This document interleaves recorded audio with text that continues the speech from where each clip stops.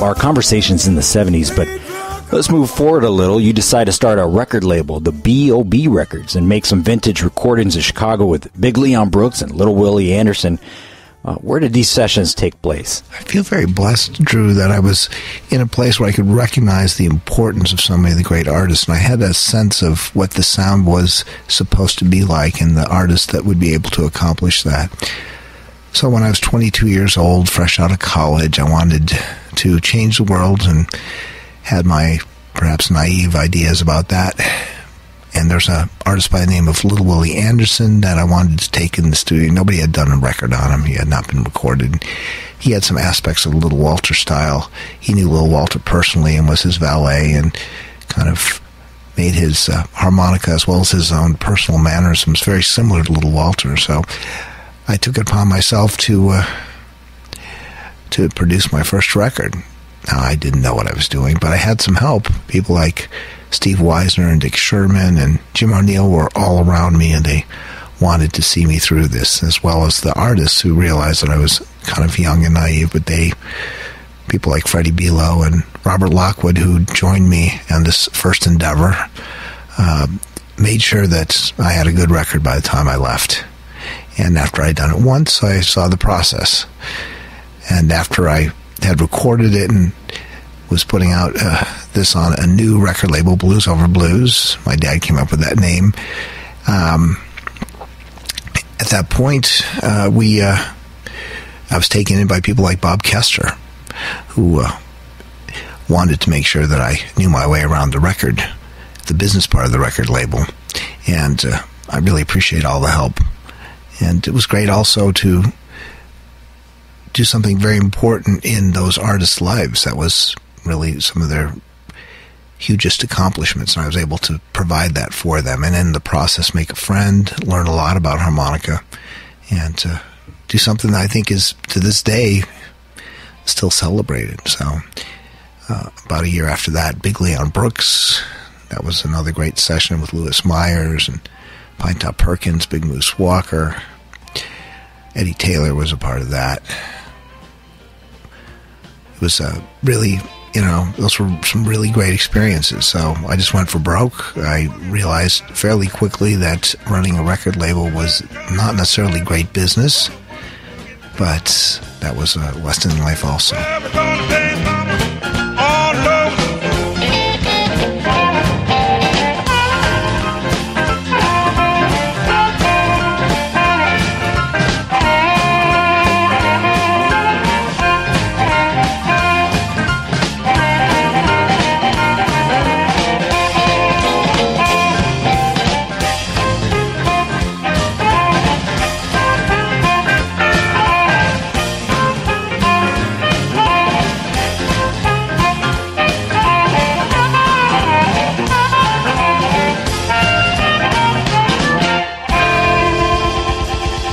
I think it was, for Little Willie was something called Birdland.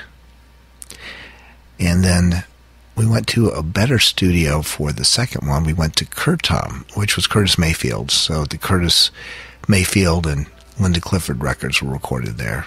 There's a engineer, I think he's still active today, Freddie Breitberg, who was really great. And so we made those records there in that wonderful studio that had shag carpet from floor to ceiling. It was very cool, and all of those records were framed in the lobby over there. It was a very, very cool place to record. Both of them were, really, but each one was a different different sound, a different animal, a different level.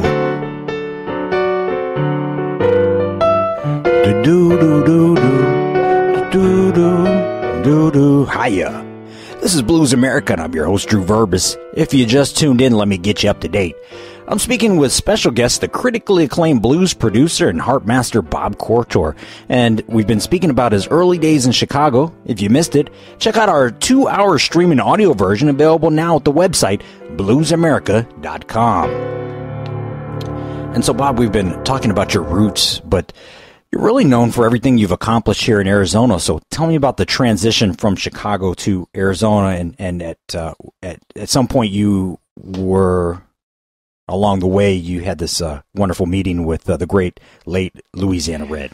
I was trying to figure out my life at that point in time, because I loved the blues so much, and I went to college to be in business, and the two weren't living together very well.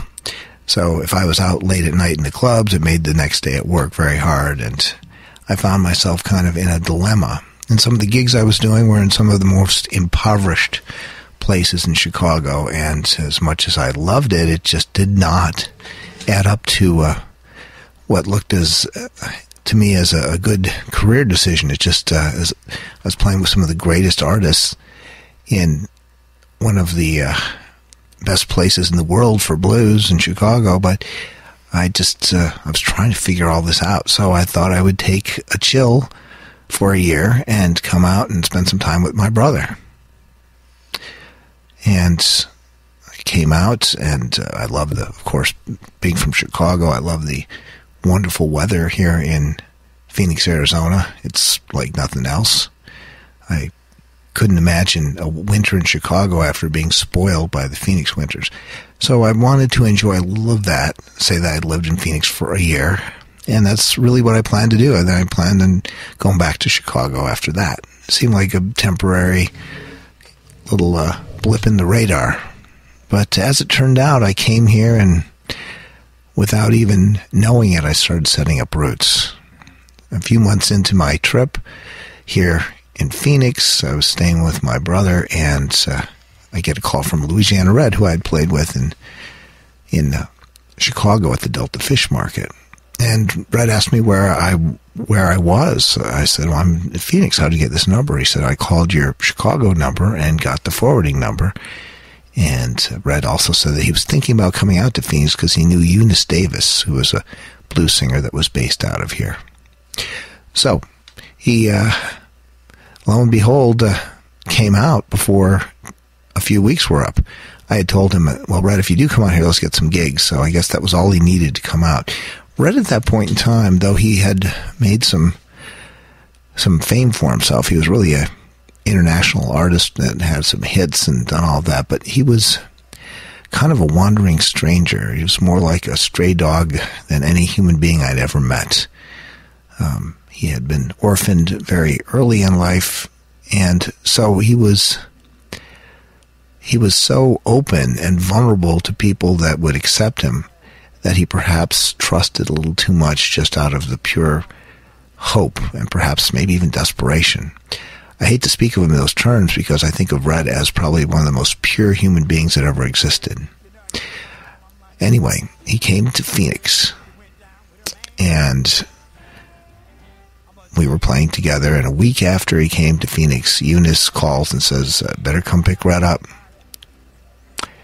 I just threw him outdoors, and lo and behold, I go to pick up Red, and my life at that moment changed because at 25 years old, I became responsible for another human being. If I hadn't taken care of Red at that point, Red probably would have been homeless.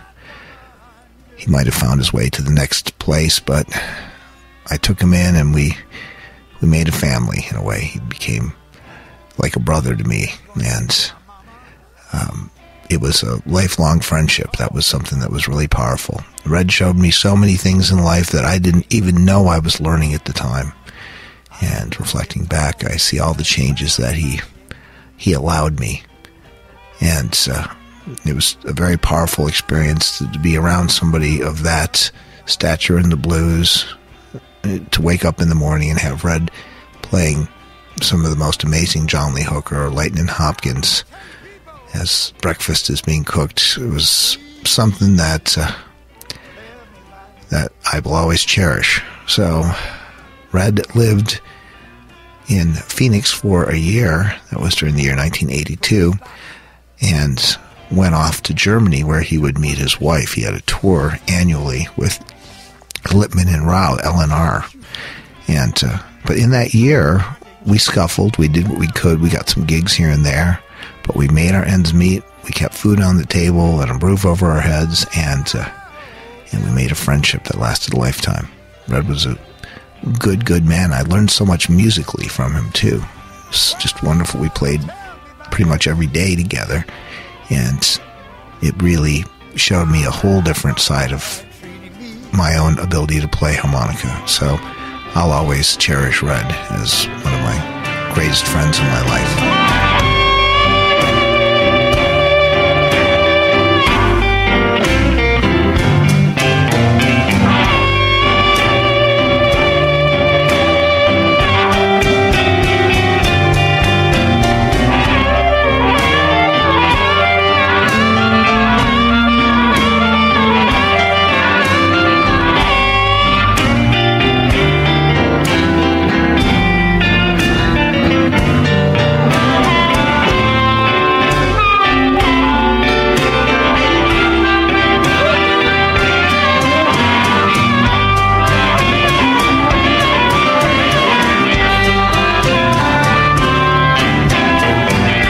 She left my home and left me.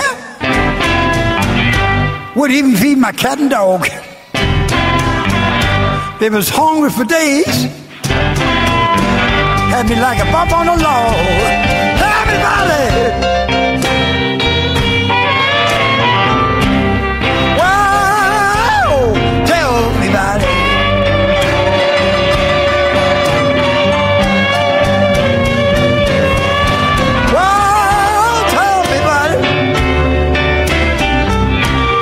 That woman treated me.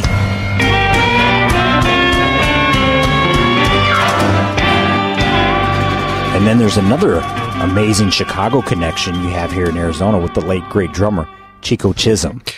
Yeah, I met Chico in 1975. I went to go see the Howlin' Wolf, and I was no stranger to the 1815 Club. Chico had just joined the band. It was Howlin' Wolf's last year.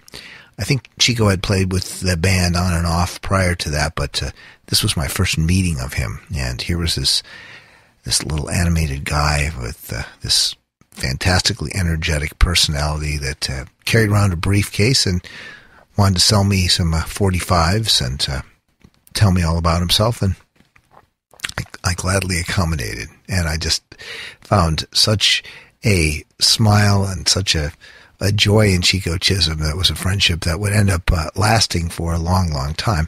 And I guess that's kind of the cool thing. We talked about the friendship with Louisiana Red, with Chico Chisholm. Those were some of my favorite people. But this music industry is all about the friendships. It's all about the relationships. It's all about people that you can count on over a long period of time.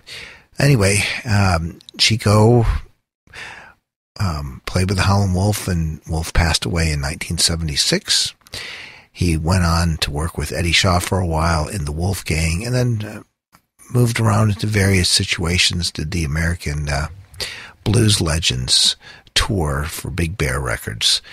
I forget what year that was. I think that was 79 perhaps. And got a little taste of his own stardom. Chico was a great singer as well as being a great drummer. So he fit into both the front man star category and a great accompanist. At a point in time in Phoenix, I was looking to start a new project, and I